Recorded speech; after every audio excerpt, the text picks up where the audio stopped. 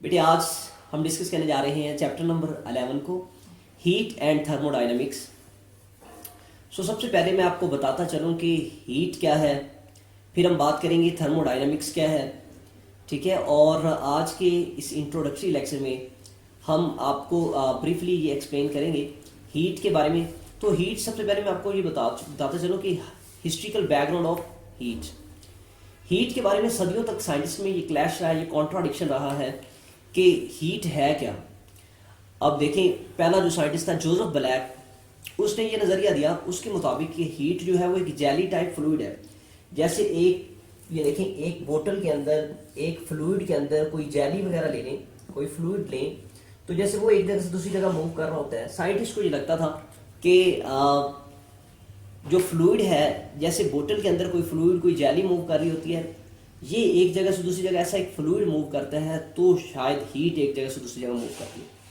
अब देखें, ये नजरिया दिया जोसेफ ब्लैक ने, heat is an indivisible fluid, एक ना नजर आने वाला फ्लूइड है, और इस फ्लूइड को उसने नाम दिया कैलोरिक का, ठीक है।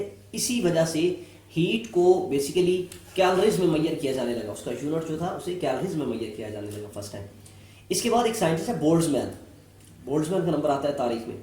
बोल्ट्जमैन ने यह बताया कि जी हीट कोई फ्लूइड नहीं है, असल में ये तो मॉलिक्यूल्स की एनर्जी है।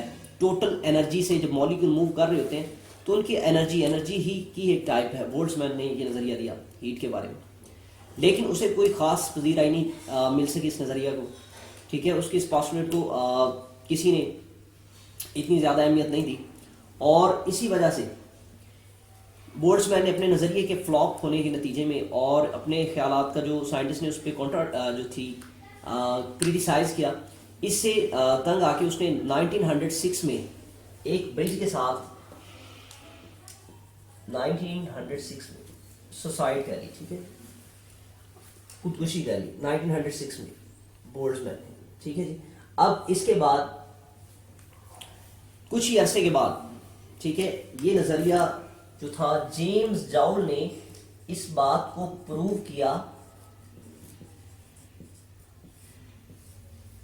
कि हीट असल में, एक्सपेरिमेंटली इसने प्रूव किया कि हीट असल में मॉलिक्यूल्स की जो है वो एनर्जी की ही एक टाइप है, ठीक है। और इसने बाकायदा हीट को जैसे डिफाइन किया इसने, वो है जी टोटल काइनेटिक एनर्जी, या चलिए मैं आपको इससे पहले सिंपली मैं ये बताता चलूं कि जेम्स जाउल के मुताबिक हीट जो है वो एनर्जी की ही एक टाइप है। Heat is a form of energy, और इसने ये बताया कि जो मॉलिक्यूल जो होते हैं वो आपस में कोलाइड करते हैं, आपस में टकराते हैं, ठीक है। और जब ये आपस में टकराते हैं, वो उनकी टोटल जो काइनेटिक एनर्जी होती है, वही उनके टकराने की वजह से वो हीट में चेंज हो जाती है। हीट भी एनर्जी की ही एक किस्म है। वो टोटल जो काइनेटिक एनर्जी मॉलिक्यूल्स की होती है, उस टोटल को हम हीट की फॉर्म में डिफाइन कर देते होते हैं। ये देखें, अब भी जो मौजूदा दौर में ये इसकी डेफिनेशन अगर हम ये कहें तब से लेकर अब तक, हीट को ऐसे डिफाइन किया जाता है कि हीट जो है, heat is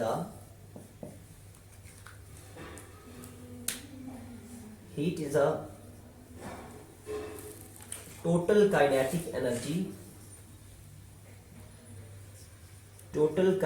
energy of molecules, ठीक है। सारे के सारे मॉलिक्यूल की, जाहिर है मॉलिक्यूल जब आपस में टकराएंगे, उनकी सारी टोटल जो मजमूई एनर्जी होगी, काइनेटिक एनर्जी, वो क्या होती है? हीट होती है। स्टूडेंट्स, मैं यहाँ पे आपको बताता चलूँ कि थोड़ा सा डिफरेंस है हीट में और टेम्परेचर में, ठीक है। उनकी यूनिट्स में ये भी बच्चों में जो है बड़ी कन्फ्यूजन होती है कि हीट में और टेम्परेचर में फ़र्क क्या है। आज हम इसे भी क्लियर करेंगे